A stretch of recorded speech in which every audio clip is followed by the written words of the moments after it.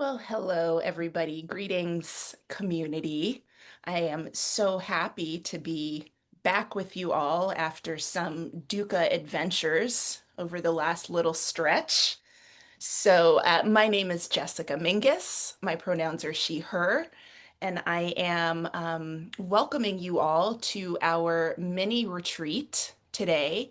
So happy to report to all of you who expressed so much thoughtful care and concern for me and my family over the last week. My house is now dry. So that's good news. My son has had a terrible stomach virus for a couple days, so the dukkha buffet continues. But what better place to be than here with all of you? And listening to a teaching from our dear guiding teacher, Bart Van Melik, on the Pāramīs wisdom. So, for any of you who might be new to the CMC, I just want to start by sharing a brief overview of what our session will be like today. And then I will pass things over to Bart to get us officially started. So, we will begin our formal practice with a guided meditation offered by Bart. That's usually about 25 minutes. So we will wrap that up at 11 o'clock Eastern. Then we always take a moment to pause and reflect together on Dāna, the Pali word for generosity. And then Bart will embark on his teaching for today. So we will be diving into wisdom. And throughout our time, if you have questions, if you have reflections that you'd like to share with the group, those are always welcome. So you can, at any point in the chat, drop those in there for us and to share with the community. And at 11:45 Eastern, that's when we start to um, pull out some of the questions and comments that you've offered for response from Bart. So we'll have about 15 minutes at the end of our practice of what we call wisdom democracy, coined, I believe, by our former executive director, HH. So then at 12 o'clock, if you have another 15 minutes, we open up breakout rooms. And that is a really nice opportunity to come off of mute, to meet some members of the Sangha, to continue to share your personal reflections. And just as a kind reminder, we really encourage everyone to speak from the I. So the invitation is to share your thoughts and perspectives. What we want to try to avoid doing is to offer advice or suggestions to the people that we are deeply listening to. So it really is kind of more of a delicious stew of all of our shared experience. That's what we're going for. So without further ado, dear Bart, so nice to be here with you. That means that my life is relatively stable for the moment, Oh, not too much dukkha. I loved how you called your life a dukkha buffet. It's like that sometimes, isn't it? And I'm grateful that you've all taken the time to practice together. And we have two little rituals that we usually do is just dropping in the chat where your Dharma hall is situated. Where are you right now? If you like to share, in the chat, please feel free to do so. I'm coming to you from my little Dharma hall / bedroom, Central Harlem. And just to see if you can share that in the chat. It's always kind of lovely to get a sense of, how widespread we are, and yet sharing this present moment experience. It's just too many to mention. It goes so fast. And my eye is on Salt Lake City, Utah, Miami, Florida, Albuquerque, New Mexico, Vernon, Connecticut, Newcastle, Maine, Upper West Side, Queens, sunny Elmhurst, actually, New Paltz, Dayton, WI. Is that Wyoming? Jessica, WI? I don't. Wisconsin. Oh, Wisconsin. Thank you. As an immigrant, I'm still learning acronyms for all the states. My bad. Cassidy from the West Village. Well, welcome everyone. And another thing, and I'm already kind of leaning forward as I, click the thing away, and maybe just want to lean forward. If you feel like you're presentable, maybe switch your video on and just give everyone a wave. Ah, it's my favorite part of the day, especially if you're on a gallery view. You see all these waving faces. And for those on the phone, we're waving at you, or listening to the recording, we're waving at you. Oh, and I want to invite us into reflecting on what might seem as a huge topic, wisdom. And I've been reflecting on what would be a good way to share it with you all. And I was thinking, let me really dive into what the Buddha taught around it, but also in the talk, love to explore with you, how does wisdom work? How does it manifest in you? And how can we invite it? And this is how the Buddha kind of already asked us to start reflecting on it. I'm just bringing in his words before the meditation. He said, what is universally true and helpful to understand and live by so we can live without suffering? What is universally true and helpful to really understand and live by so we can live with less or without suffering? And one key insight the Buddha kept mentioning is to know and to appreciate impermanence. Those are the instructions he gave most often.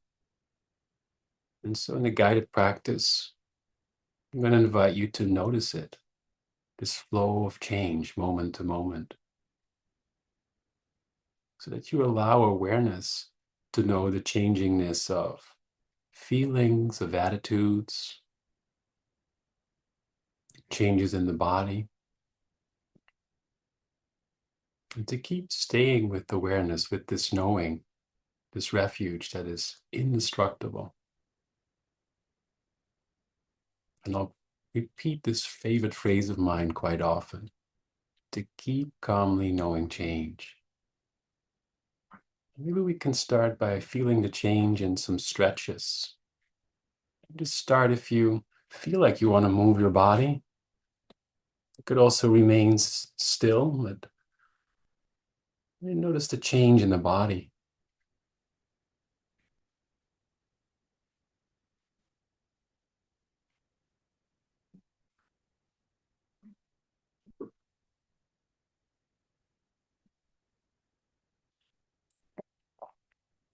What would wisdom do right now?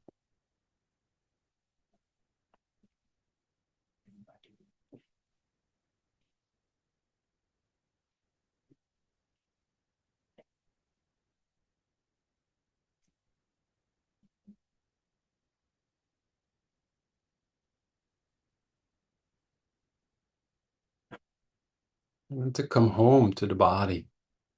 Just check if it's in a comfortable position, whether standing, lying down, or seated. Or you might even want to explore gentle movements. So just assuming your posture.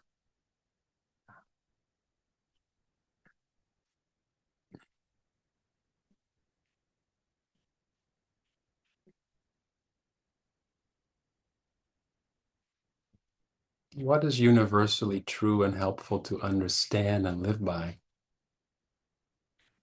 so we can live without suffering?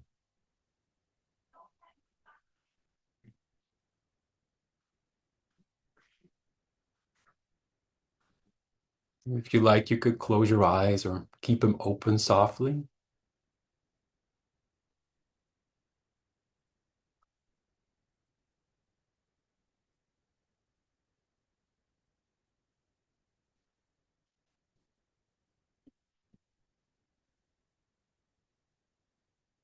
Feeling into the experience of having a body.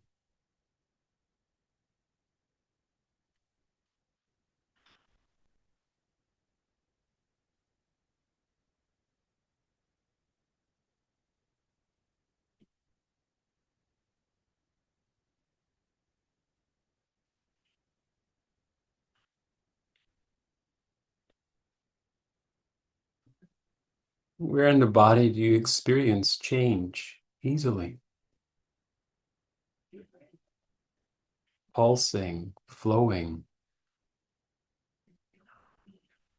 swaying.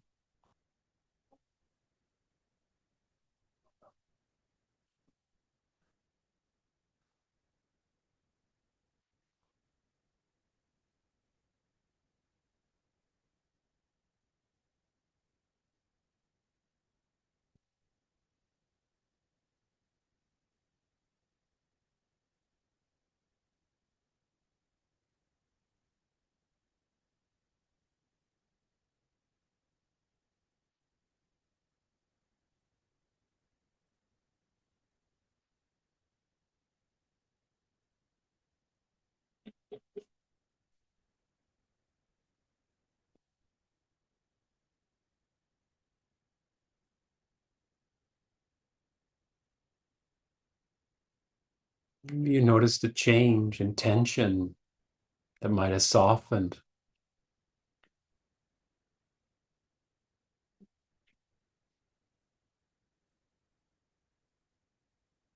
or when you intentionally soften the mask of your face,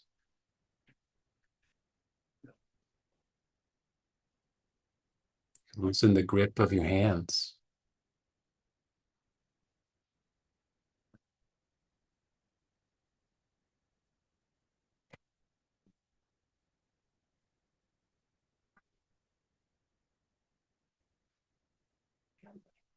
Keep calmly knowing bodily changes.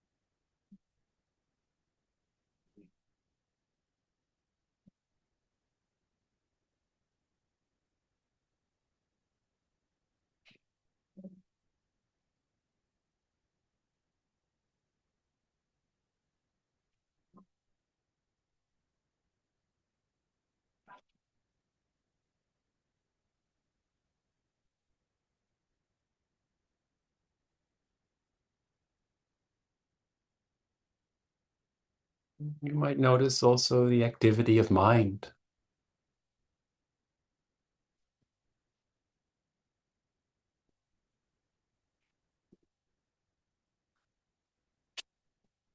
Can you explore how thoughts come and go?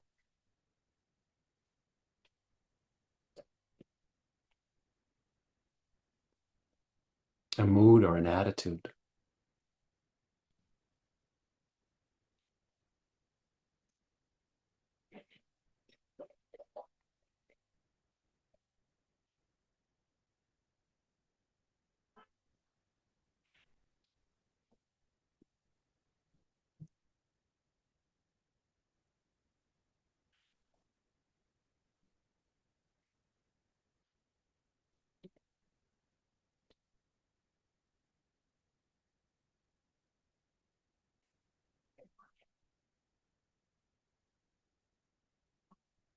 Keep calmly knowing change.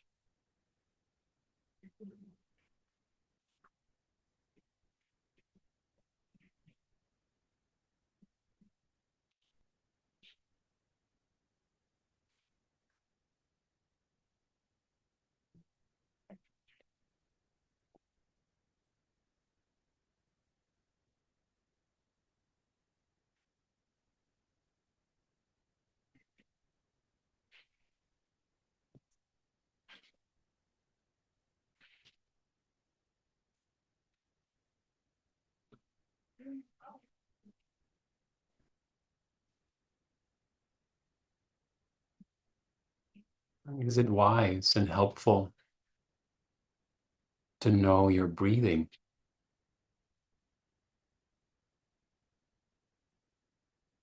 to take some time and really appreciate the changing flow of the breath? You might feel it throughout the whole body or in the belly or the nostrils.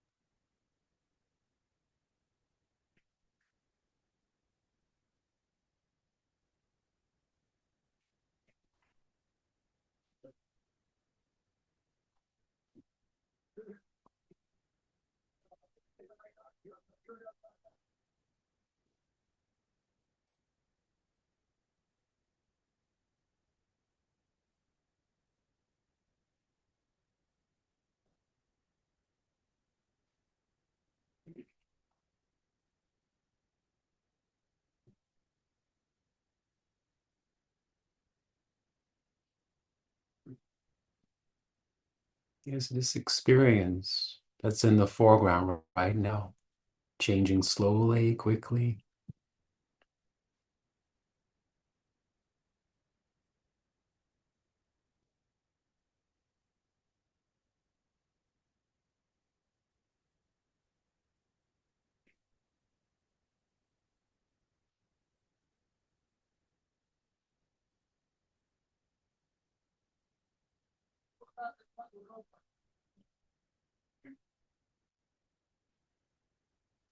Keep calmly knowing change,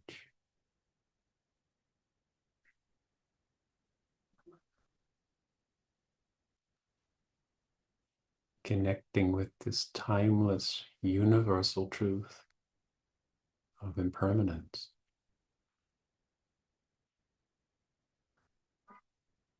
of change.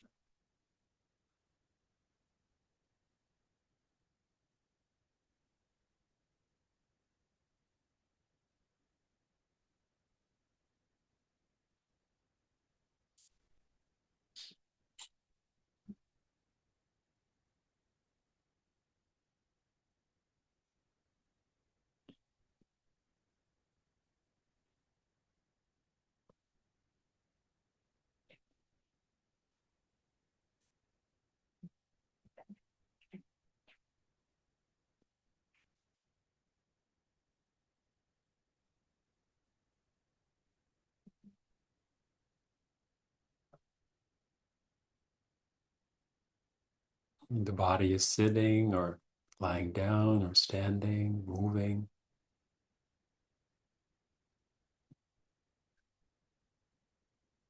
It's breathing.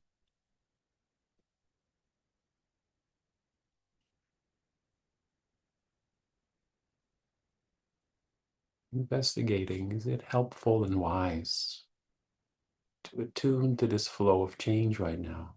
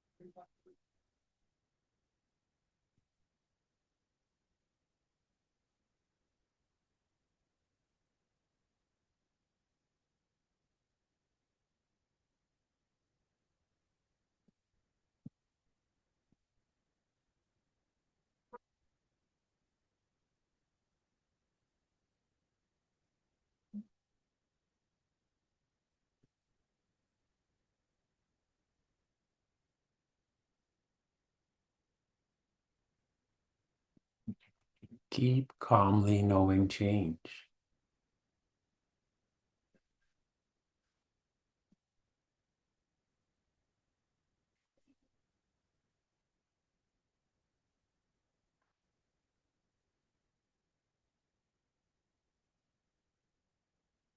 Never too late to attune to change.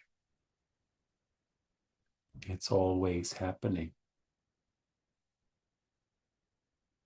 It's universally true.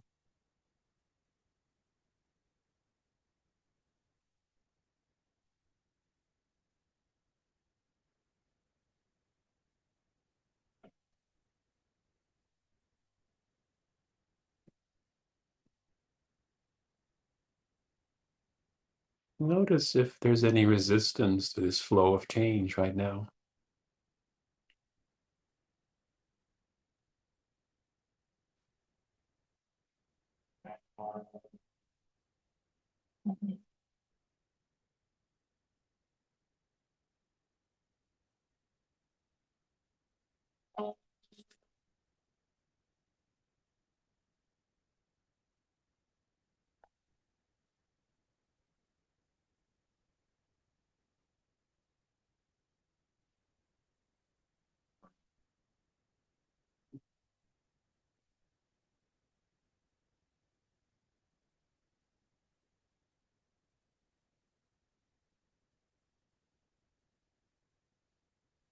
Noticing that you can be aware of change,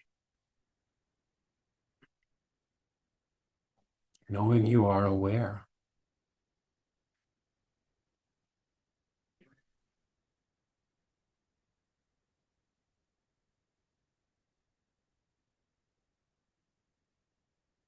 And this awareness is an indestructible refuge.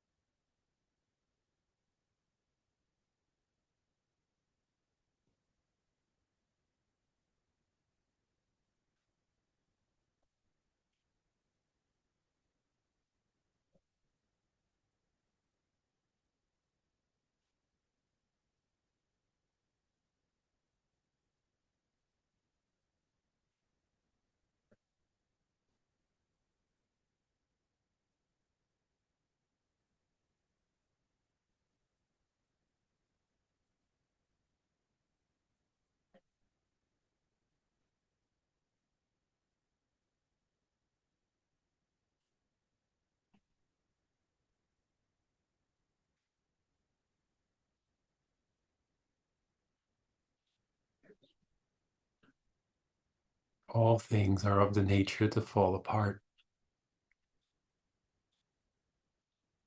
They arise and pass away.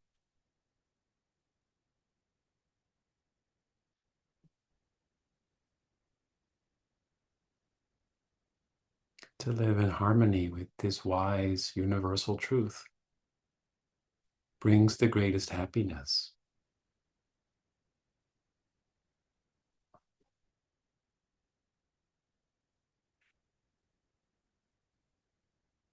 And freedom is only to be found in this very moment,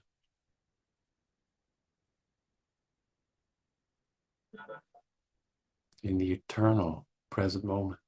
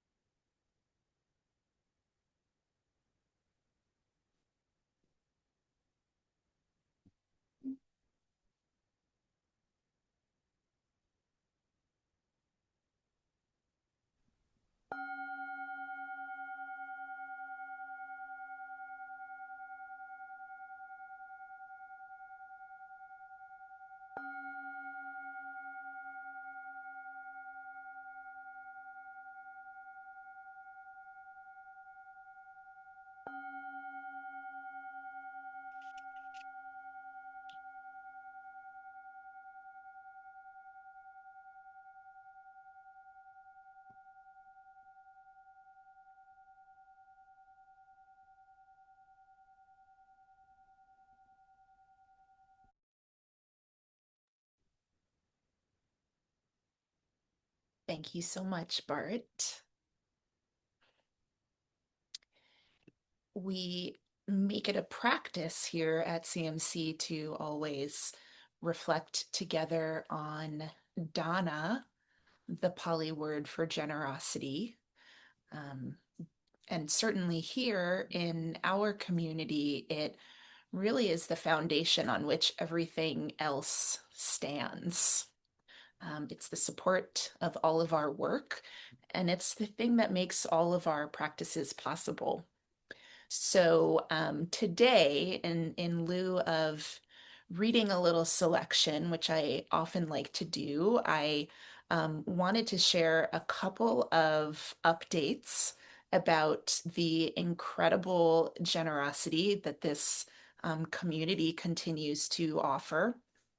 So, first, for anyone that might be new to the CMC, please know that financial contributions from our community, and the vast majority of those are quite small.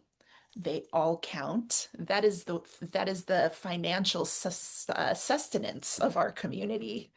So I will be sharing in a moment a couple of options for ways that you can contribute.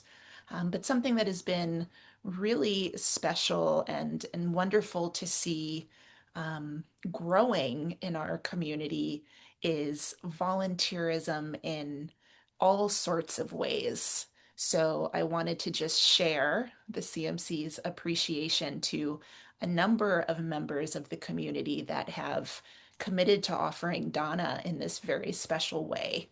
So, a couple of weeks ago, you may have heard our dear Sangha member Henry give his first but not last Dāna talk. Um, Not only was it generous that he shared his personal reflections, it was also deeply generous because I actually wasn't able to come into the city that day. So he swooped in with his generosity superhero cape and saved the day for us. We are so grateful. And he's also been increasingly a presence at our in person events.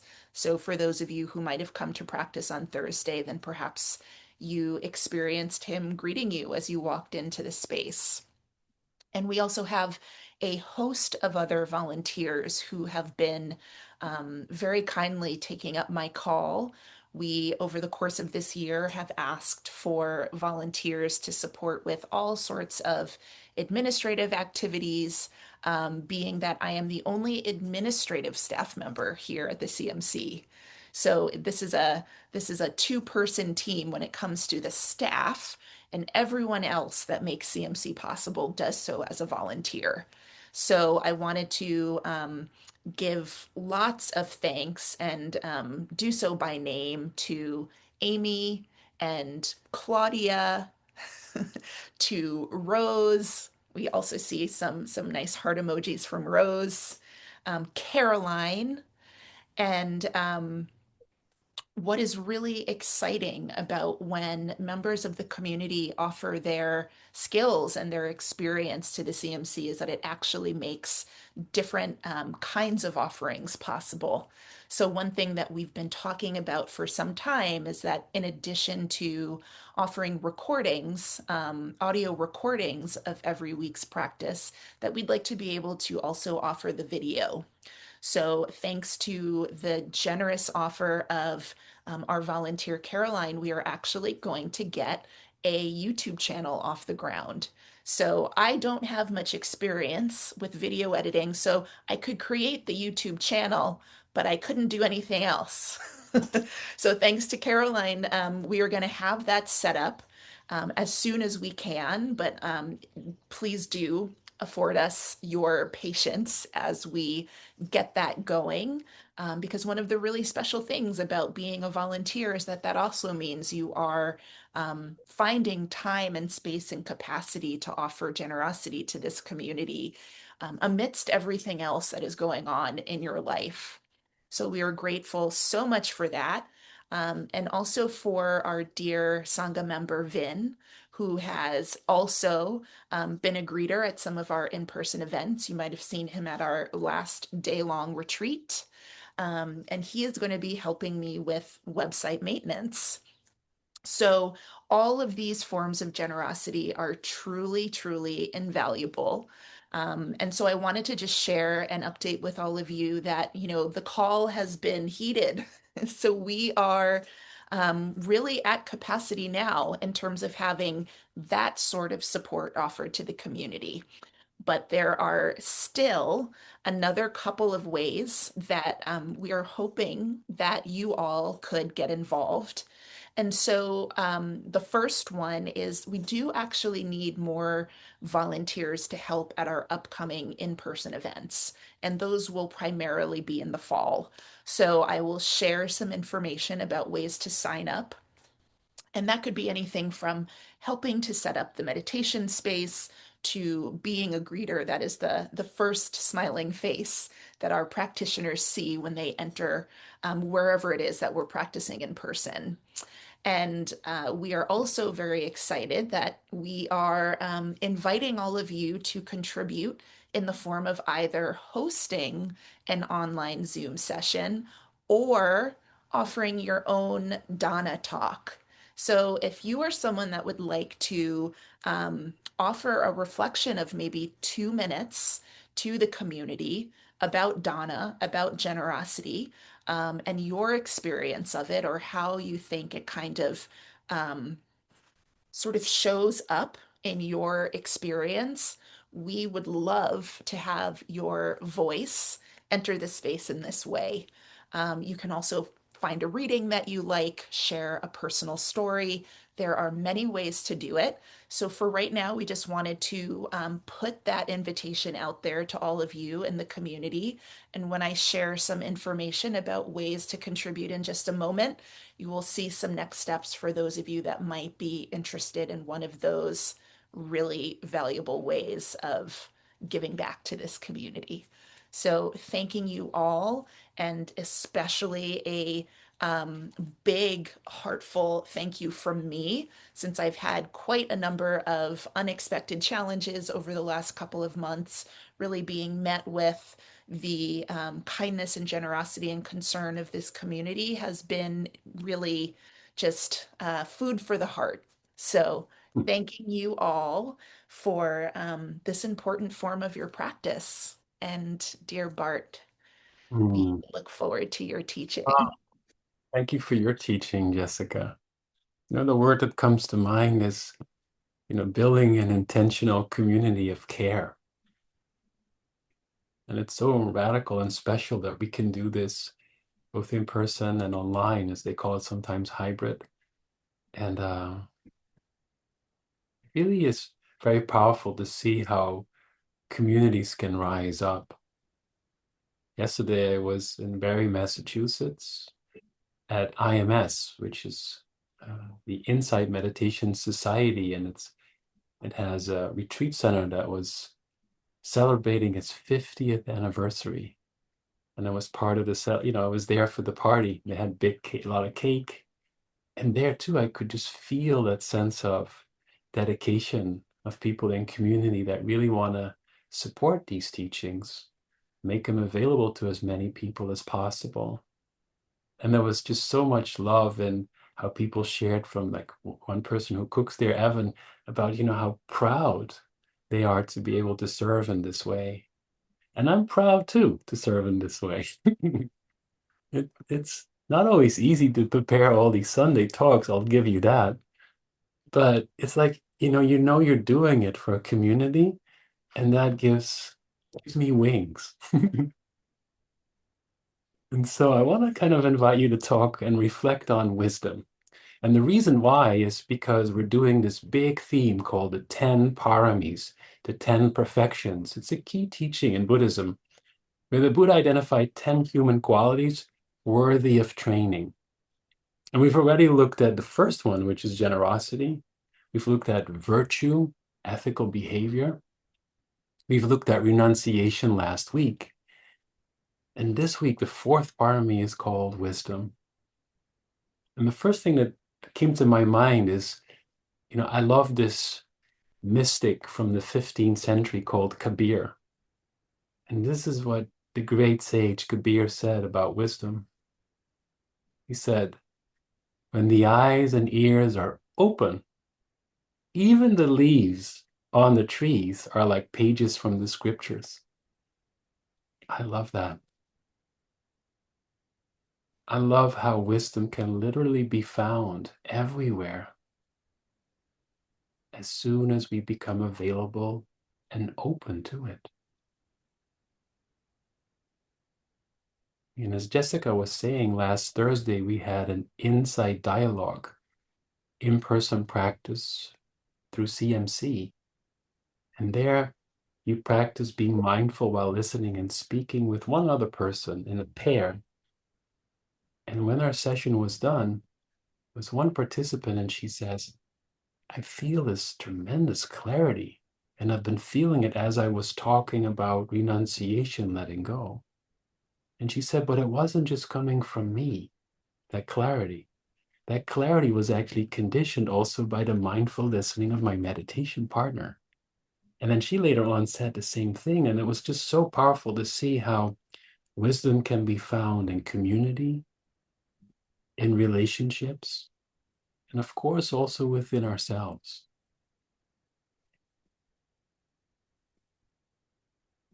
And I want to offer this teaching with a lot of humility. I'm not a scholar, fully awakened, or, a monastic. But it's a really helpful topic to reflect on. And the first thing I want to invite you into is to pause and just notice what comes to mind when you even hear the word wisdom.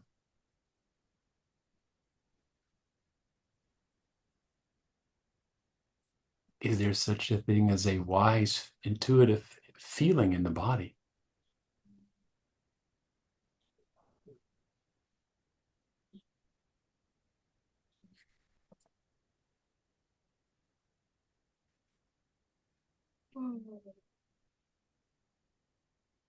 What does it actually mean, wisdom? And often I go to the ancient scriptures. I looked at the leaves too, but I found a description this time from an AI robot. I was thinking AI, intelligence. Let's see what the algorithm says. This is what the algorithm says when you ask it, what's wisdom? It said, wisdom is a complex and multifaceted concept, often associated with a deep understanding of life, sound judgment, and the ability to apply knowledge and experience to make thoughtful decisions. Wisdom involves a combination of practical knowledge, emotional intelligence, and ethical considerations to navigate complex situations and provide valuable insights.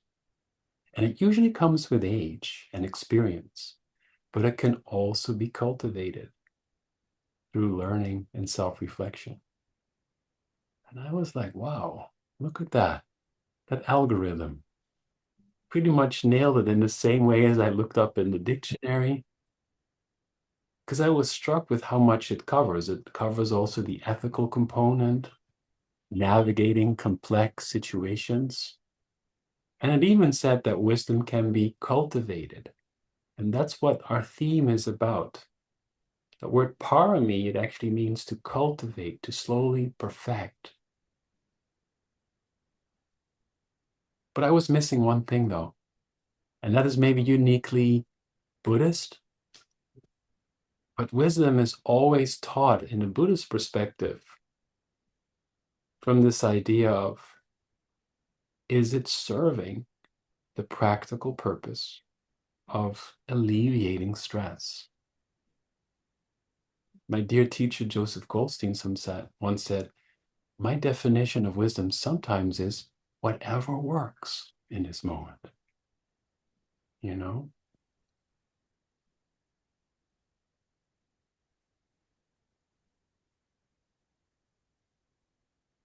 And so the first thing I've been doing in preparation for the talk is to ask myself, how does wisdom manifest? How does it manifest in me?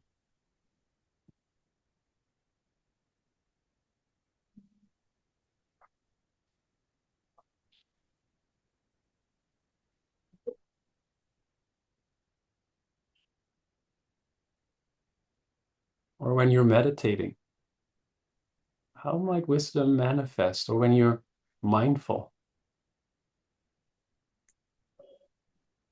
And I was holding that question in my meditation this week. And the first thing that I noticed is, oh, it manifests right now by simply letting my shoulders hang down a little more because I was noticing tension.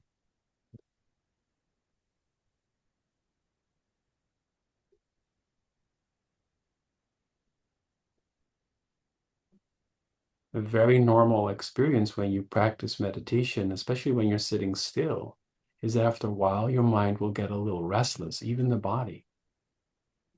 And that means there's nothing wrong with you or your meditation. It's just part of being human. This week, I also added to that experience of feeling a little restless. This is natural. This is nature. And just that adding, oh, this is natural, felt wise. And then I went over that wave of restlessness, and my mind became very quiet. I was doing maybe a 30-minute sit, not longer. And so at the end, I noticed that sense of appreciation for doing this and for knowing this practice, but also appreciating myself. And then I go, oh, that's wise too. Simply appreciate myself. So it's very helpful. This is part of the homework to recognize when wisdom is manifesting within you. And to me, it feels like a deep and immediate, in the moment, intuitive feeling that what I'm saying or what I'm thinking or my attitude, it's non-harming, it's beneficial.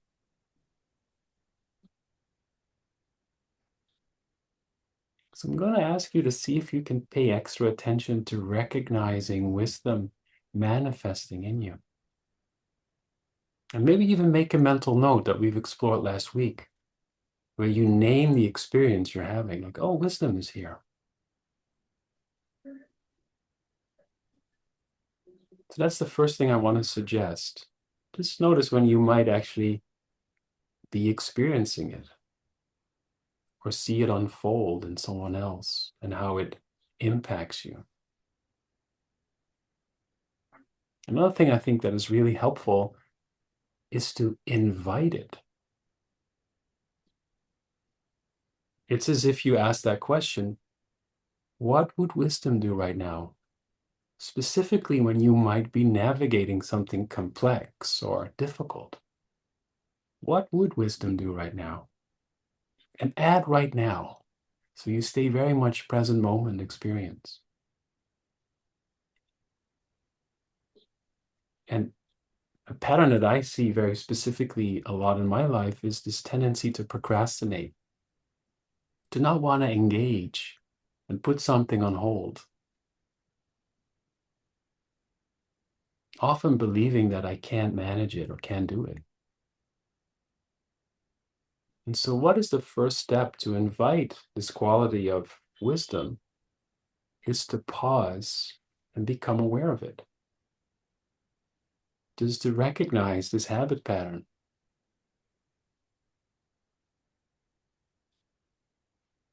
And then what I often see is these judgments also. Especially when I realize that because of this particular pattern in my life, things just pile up, creating a sense of restlessness and judgment. Okay. Just noticing that there's someone, let me just mute here. And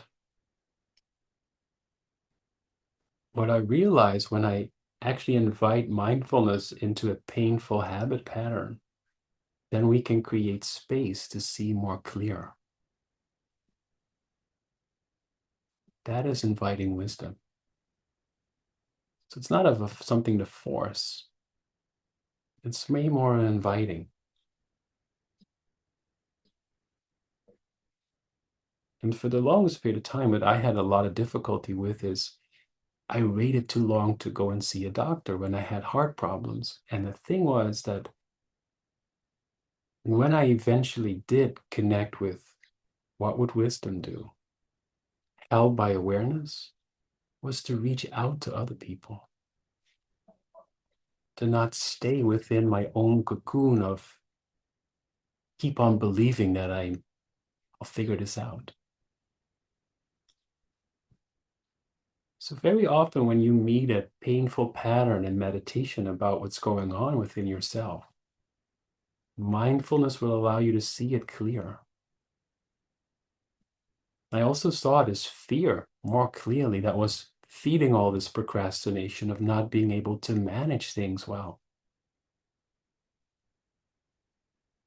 What would wisdom do right now? Expressing a need, asking for help.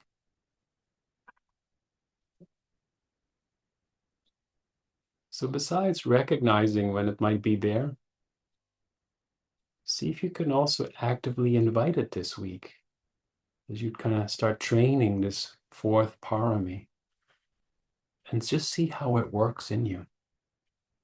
And I found my very favorite definition of how wisdom works from this Burmese teacher and monk, Sayadaw U Tejaniya.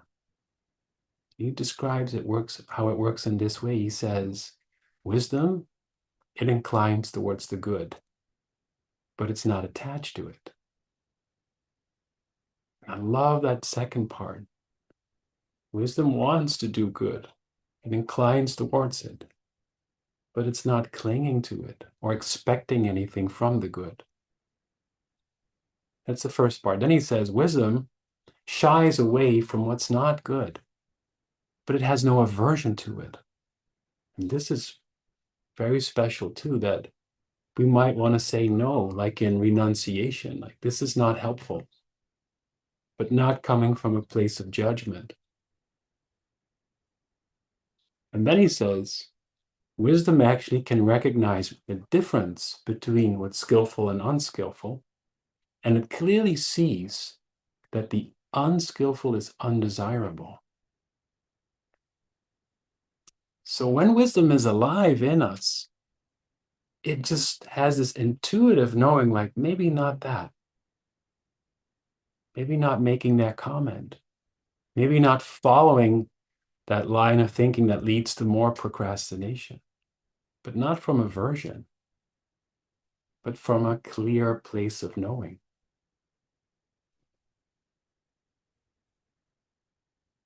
So when we're acting out of wisdom, the filters of craving or clinging, judging are not there. So it really takes this sense of being open, willing to be mindful, so that we can see clearly. And then when we look at these fresh green leaves in New York City, if you're in New York, you might see that they inspire you maybe in the exact same way as ancient scriptures.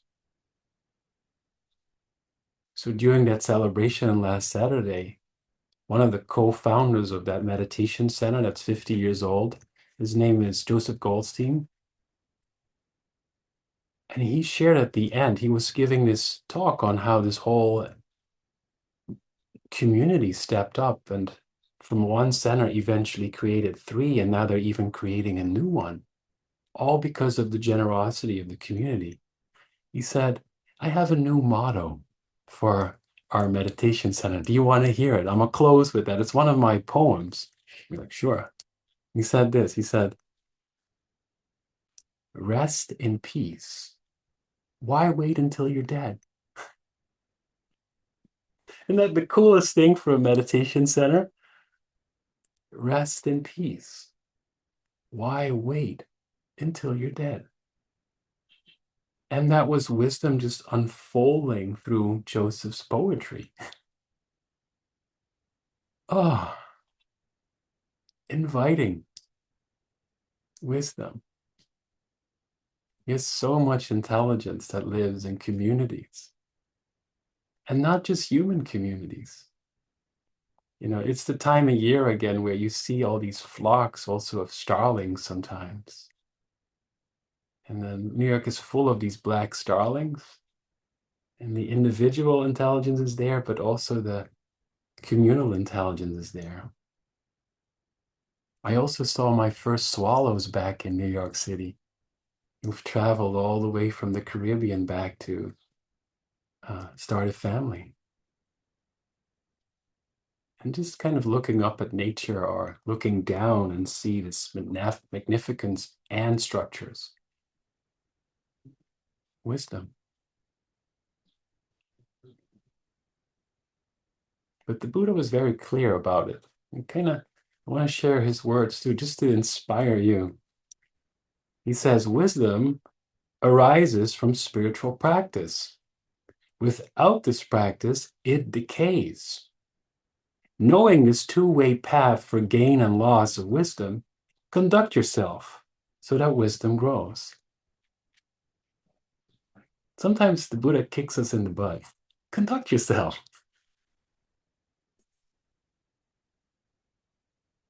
And that made me think of it really also depends on the quality of trust and faith in this whole life path that we're doing here. This path of virtuous behavior, training our mind, and wisdom.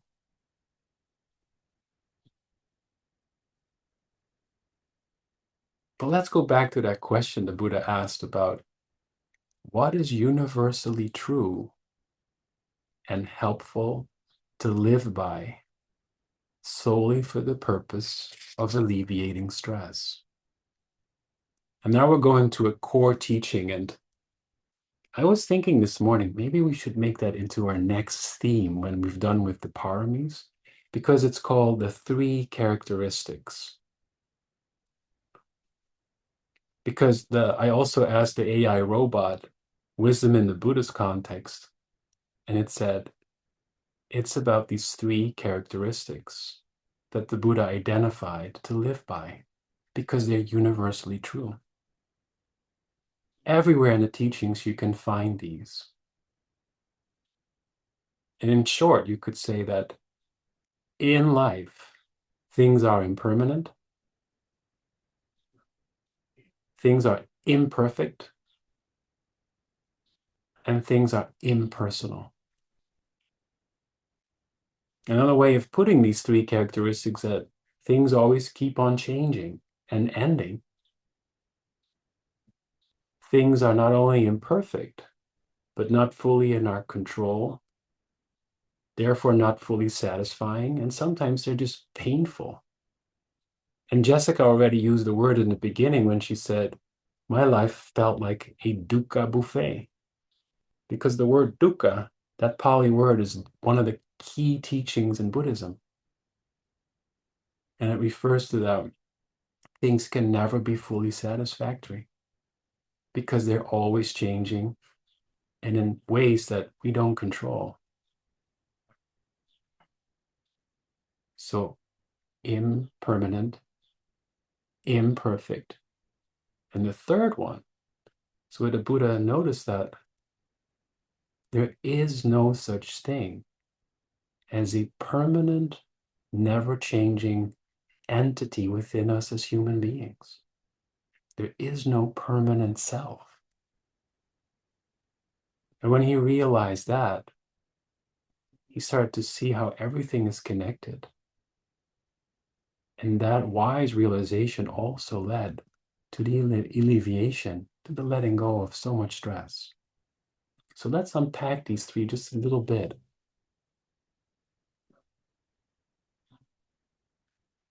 Starting with impermanence. In a way, that's the most obvious. But do you really live by this truth?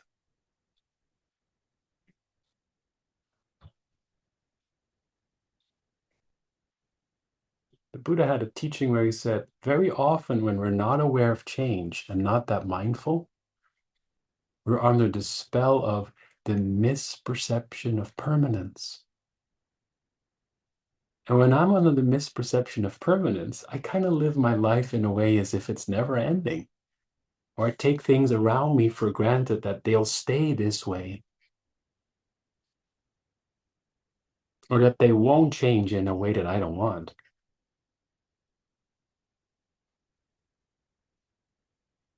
The major reason why I procrastinated to see a medical doctor was believing that my body was healthy and fit enough. It'll go away. I wasn't fully appreciating this law of impermanence. And it was almost arrogant to think that way that I did. And in hindsight, I also realized another important thing about really being sick is that your body doesn't know that either, that it can get so sick, only until it does. And there's a reason why the Buddha said, there's these daily recollections that I highly suggest you think about once a day. That was our topic of the previous theme, where the Buddha said, it's helpful to recognize on a daily basis, all beings are subject to aging, including me. All beings are subject to sickness, including me. All beings are subject to death, including me.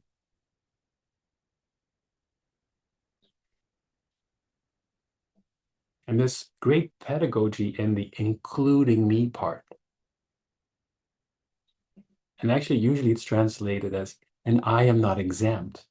But I love Jane's suggestion in our community saying, I always say including me. And I've got that wisdom from you, Jane, because we live as if it won't happen to me. We live so often under that misperception of, I won't get sick.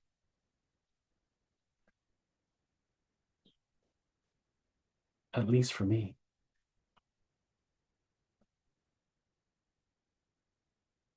And this great scholar and monk, the Venerable Bhikkhu, he did this PhD on the Buddhist teachings on mindfulness, and he found out that you could really boil down all of his instructions into 4 words. Keep calmly knowing change. That was the instruction the Buddha gave the most. So I want to encourage you in your meditation, but also in daily life when you pause and you remember to attune to change from time to time. Because then you are in alignment with this universal truth.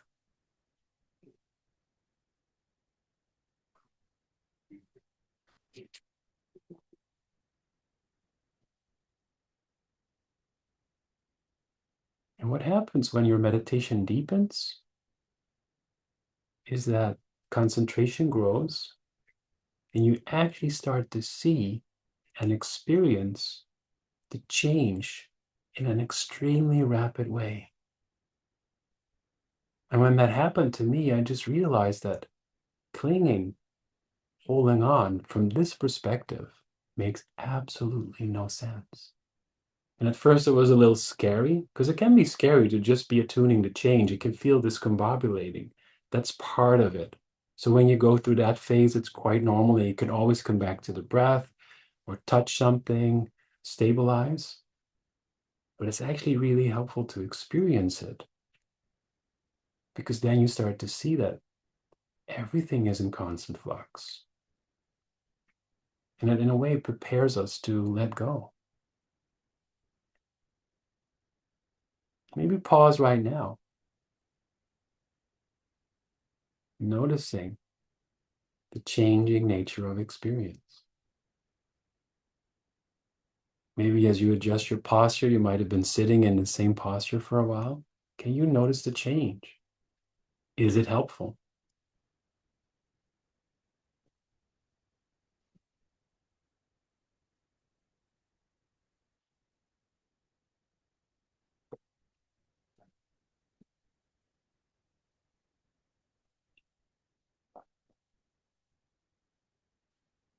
The second mark of existence in Pali is called dukkha.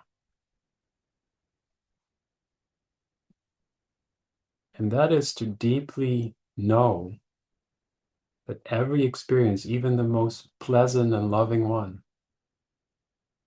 because it will ultimately change, can never fully satisfy us. It's a sobering teaching, but in service of great peace. It's exactly because of things being impermanent that they can never fully satisfy us.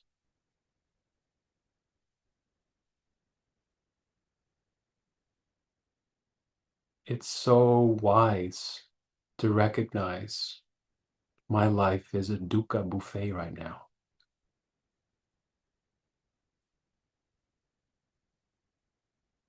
Because at least in the midst of that difficulty and suffering, you're framing it as there's nothing wrong with this.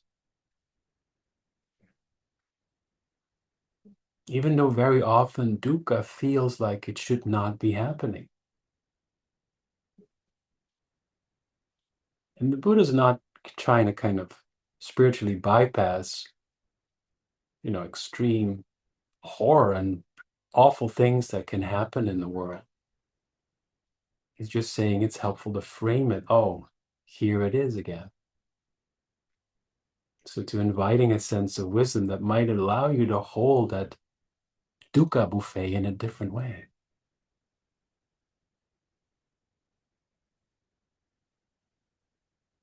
What's a really powerful element in that wisdom is that often when we're not seeing the dukkha clearly, we try to find our way out of it. If only I had this, I would feel better.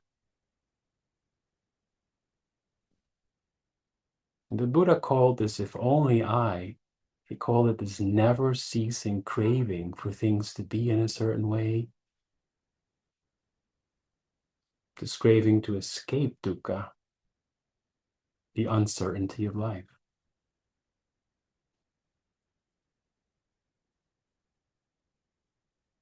Another person who was at the celebration at IMS yesterday was another co-founder. Her name is Sharon Salzberg. She often taught us, sometimes things just hurt. Sometimes things just hurt. That acknowledgement in and of itself is wise. Maybe just pause again and reflect for a moment. How is this second characteristic of life, this truth of pain, of stress, of hurt, or imperfection? How has it touched you recently? How might it be touching you right now?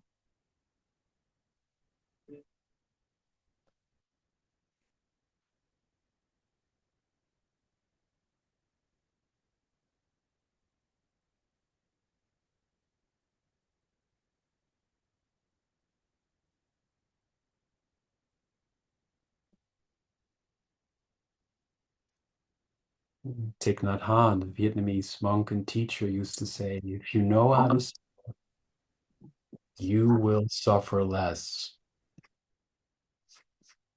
If you know how to suffer, you will suffer less. And Joseph Goldstein, who's actually, by the way, I should not forget, he will be teaching us next week.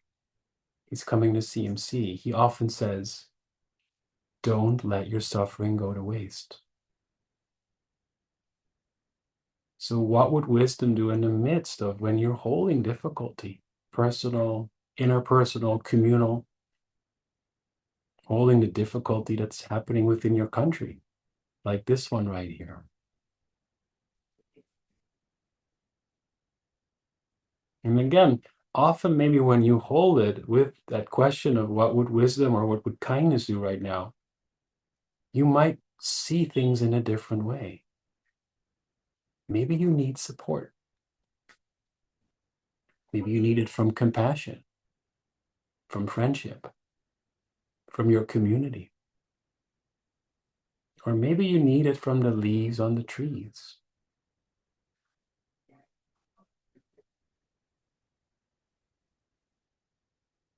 Sometimes we might find it in poetry.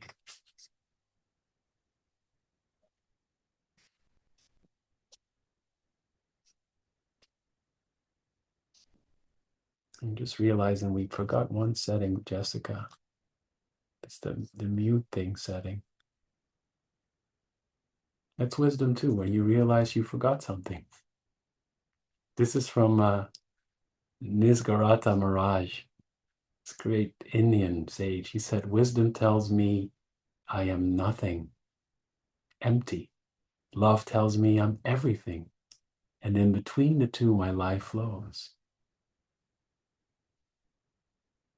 To hold the pain in the world with both wisdom and compassion. And so the third characteristic of life is about seeing clearly that when we really look within ourselves, but also in other things, that there's no permanent entity there. It's not self. And I was recently teaching a retreat, and it was about this.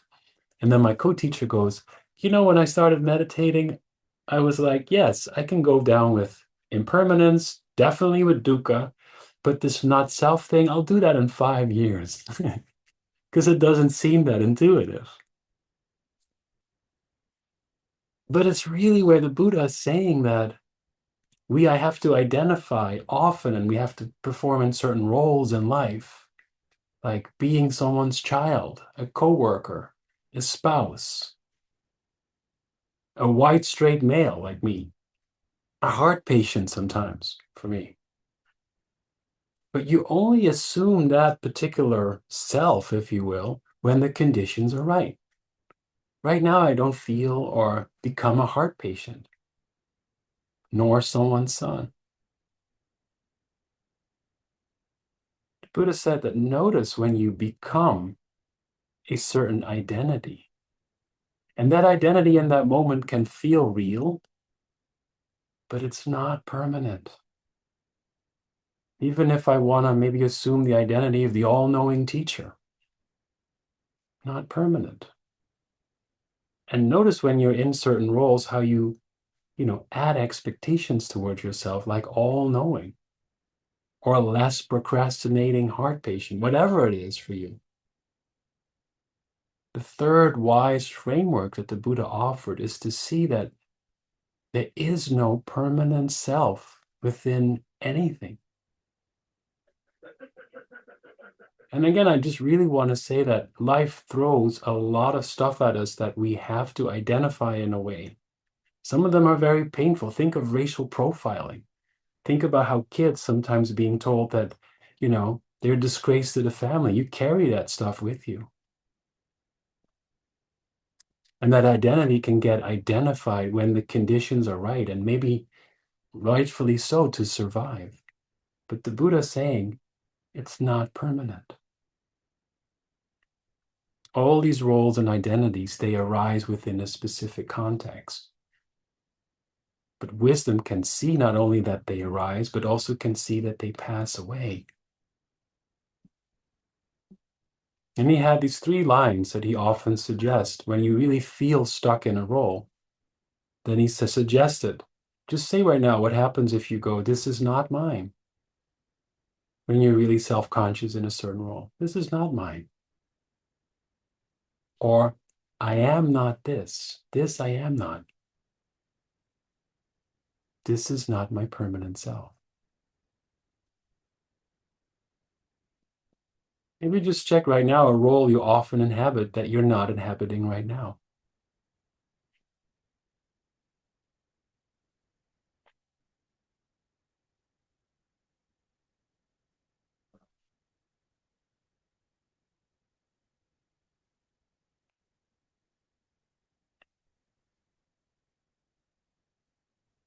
With the practice of wisdom and mindfulness, we see that there is no one entity to whom all this life is happening. Thich Nhat Hanh had a beautiful expression for this third wise view of life. He called it, we enter are. So life is impermanent, imperfect, and interbeing.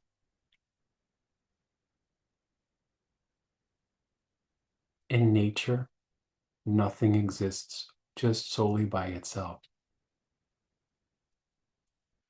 That's not only true, but it's a helpful way of looking at life. So those are the 3 kind of wisdom perspectives that the Buddha suggested to cultivate and learn more about. So I'd love to invite now the communal wise voice. And I'd love to ask you, how does wisdom manifest within you? What are some wisdom sources for you that you might think are helpful for us to hear? How has wisdom been supporting you? Or anything else that might come up, maybe as you reflect on how things are impermanent, imperfect, impersonal. So I want to bow for your kind listening, and I'd love to hear from our communal wisdom now as Jessica and I will share what is being shared, and take your time in writing. There's no rush. You're still on your little mini retreat.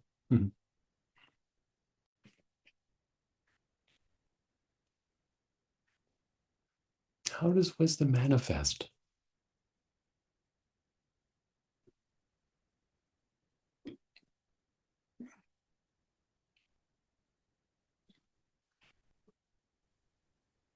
We can start with what Janet just shared, Mm-hmm.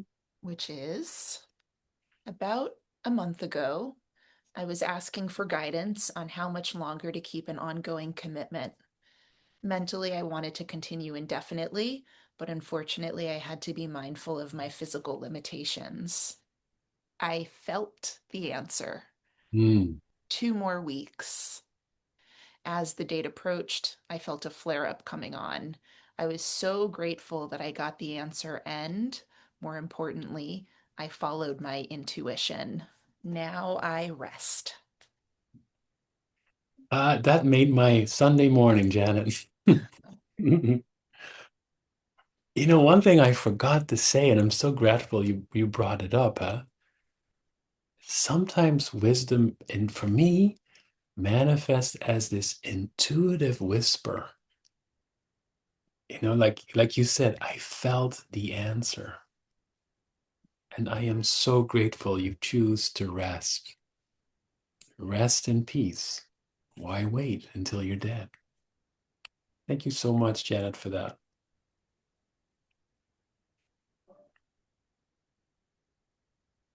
Stephanie shared, having children has been the greatest lesson of impermanence for me. They change moment to moment. I change with them from moment to moment. When my mother passed, my four brothers and I began to write personal stories about her and exchanging them. We realized that we each had a different mother. Oh, wow. And just by you sharing that so generously, Stephanie, opens up again the understanding of not self. Oh, thank you. And I think that the cultivation of wisdom doesn't just happen through meditation personally, by yourself. It happens in community and in reflection. It's so relatable. Thank you. We all have different parents or caregivers. It just depends on our perspective and even on how we feel in that moment. Thank you, Stephanie.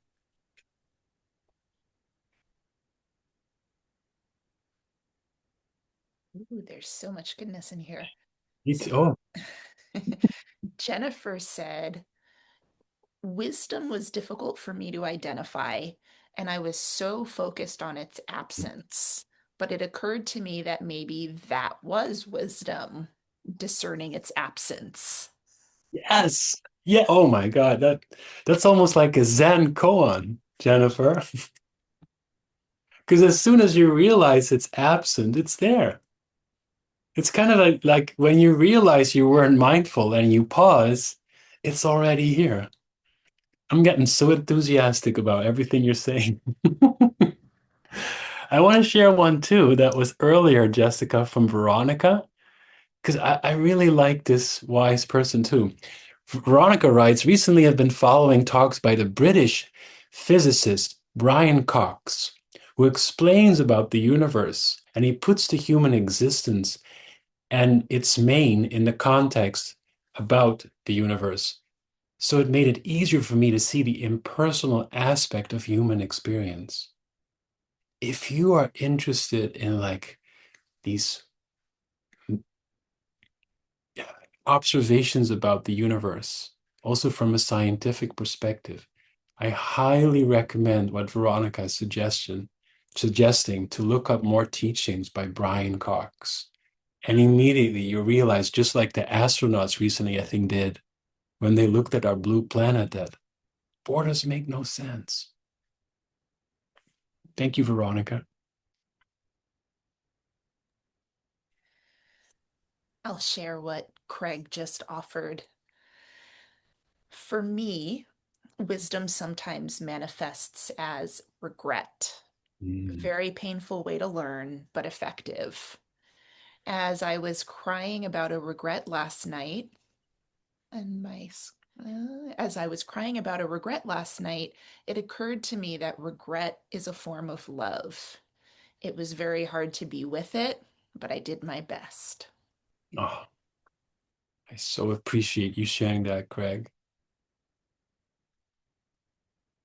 When that visits us, we can be mindful of it. And then, inspired by what Greg did, you can drop the question, what can I learn from this? What am I learning right now from being mindful of this difficulty? And I hear you. And again, my teacher Joseph keeps coming to mind today because I've seen him yesterday. Maybe that's the reason. But, he often talks about that there might be a semantical difference between regret and remorse. He says in regret, you kind of keep going like, oh, I shouldn't have done that. And then you're very much actually solidifying a sense of self. He said when you use the word remorse instead, you might go like what Greg was kind of experiencing, where you go, oh, this was painful. Let me learn from it. It's just a different way of holding it, he said. And Joseph said that's why I sometimes use regret has a lot of identification and I in it, and remorse has more that wisdom, like, what can I learn from this? Oh, it's actually a form of love. I just wanted to add that, and thank you, Greg.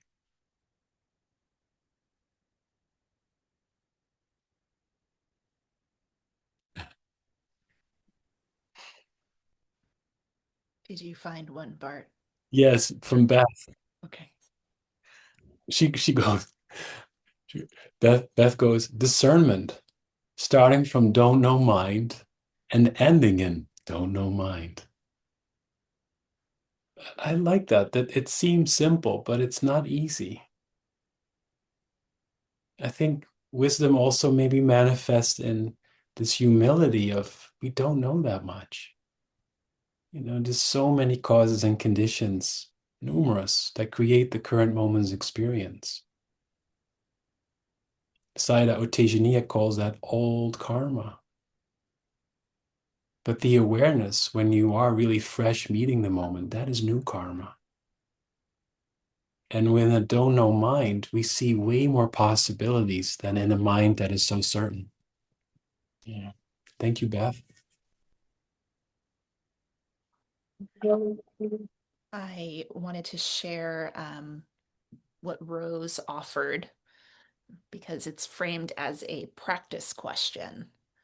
So she said, today in the guided, I kept finding that I just wanted to keep my focus on the rising and falling of the breath rather than accepting the prompts that were being offered.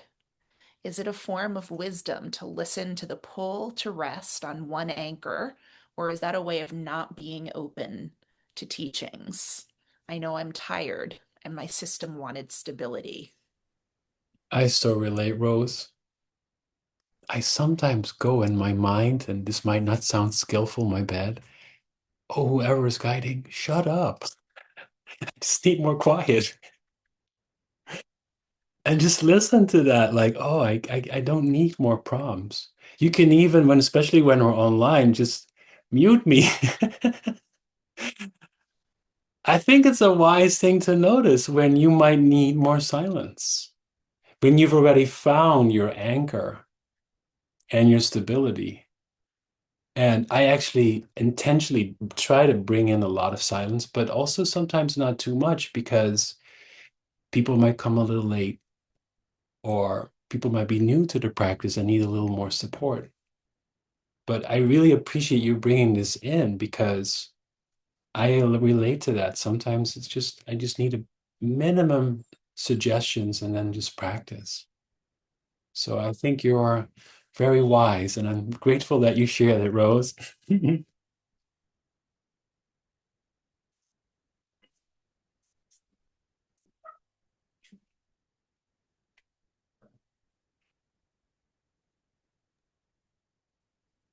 David shared, I'm caught in the misperception of permanence as I've recently divorced my ex-wife, and the grief and loss is so much that my mind can't comprehend that all things change and are impermanent. Oh yeah.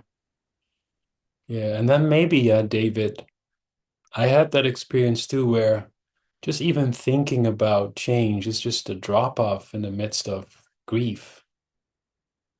That's not the most helpful way or wise way to hold difficulty.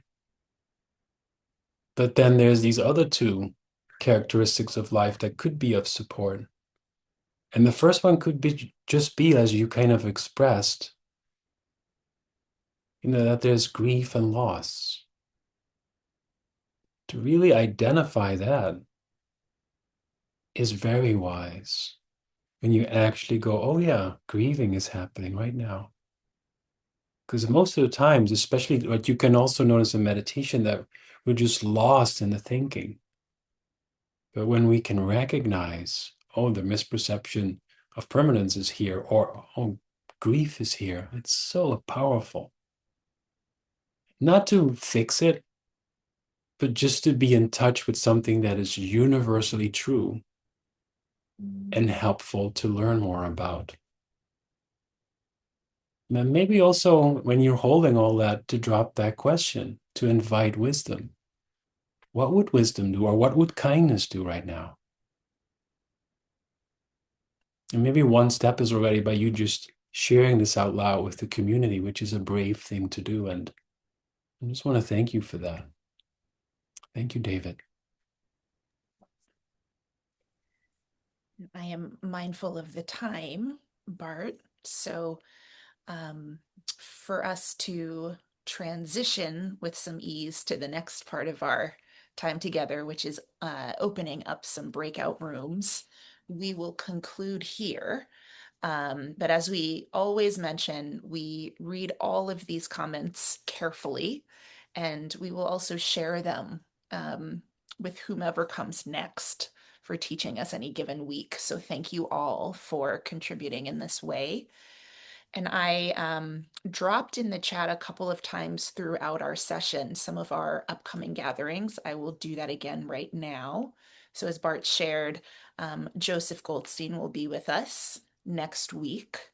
And the following week, there are two events on CMC's calendar. The first is it's the date of the memorial for the founding executive director of our dear CMC, Susanna Weiss Locos. So that will be happening in person. We've sent a couple of emails about that event, and we will continue to do so between now and the 17th in case you'd like to attend. There is information there about how to RSVP. And we will also be gathering on the 17th for our usual Sunday practice. So we will have a guest teacher that Sunday, Onika Mays. And then I've shared some other information about the rest of our May gatherings. And you can also always go on the website, see our program schedule there, and for any in-person or hybrid event, register on the website. Um, and I see a question from Lisa. When is the next in-person meditation of the Sunday pause? That is the question of the hour. So we do not have any scheduled before the fall. We do have one so far scheduled at New York Insight. We are in the process of seeing if we can schedule some more, but we have exciting news that we will be meeting much more regularly in the new year for in-person hybrid sessions. So we will share more on that soon. It's in the works. But for now, I will drop in the chat in just a moment the date for the one confirmed session. So you have that on your calendar. And dear Bart, Hmm. if you have any final words of wisdom for us after offering so many, we're here for them. And please do offer a dedication of merit for our Well, practice today. thank you, Jessica. And thank you all for being here. It's such a generous support to this whole community. Maybe just pausing, feeling the benefits, the effects of being in practice in this way.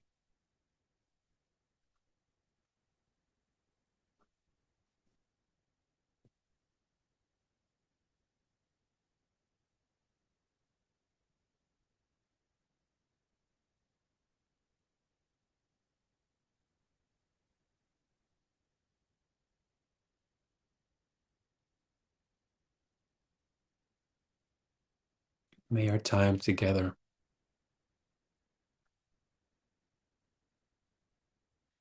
bring more wisdom within ourselves.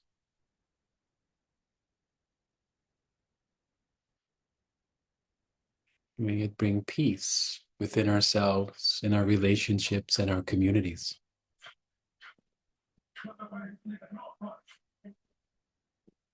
May we not forget to invite wisdom, because it will lead to peace. May there be peace. May there be peace. May all beings be liberated. Thank you.